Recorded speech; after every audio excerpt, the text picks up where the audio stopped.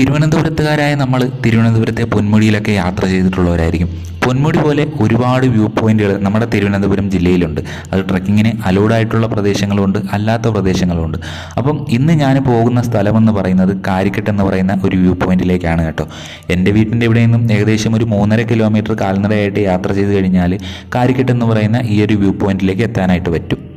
കാരിക്കെട്ടി view point ഒരു trekking spot അല്ലാത്തതുകൊണ്ട് തന്നെ പുറത്തു നിന്നുള്ള ആർക്കും ഈ ഒരു സ്ഥലത്തേക്ക് എത്തിപ്പെടാനായിട്ട് പറ്റത്തില്ല.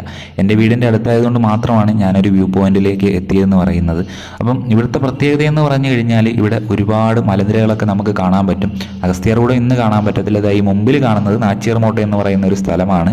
പിന്നെ പേപ്പാറ ഡാം, നെയ്യാർ ഡാം, പിന്നെ തമിഴ്നാടിൻ്റെ ഭാഗങ്ങളായിട്ടുള്ള മലനിരകൾ, അങ്ങനെ ഒരുപാട് വ്യൂ നമുക്ക് ഇവിടെ നിന്നാൽ കാണാനായിട്ട് പറ്റും കേട്ടോ. ഏകദേശം 2-2.5 ഏക്കറോളം വ്യാപിച്ച് കിടക്കുന്ന ഈ ഒരു പുൽമേട്ടിൽ യാത്ര ചെയ്യാൻ അടിപൊളിയാണ്. അപ്പം ഇതുപോലുള്ള വ്യത്യസ്തമായിട്ടുള്ള കാഴ്ചകളുമായിട്ട് ഞാൻ വീണ്ടും വരും. വീഡിയോ ഇഷ്ടപ്പെട്ടു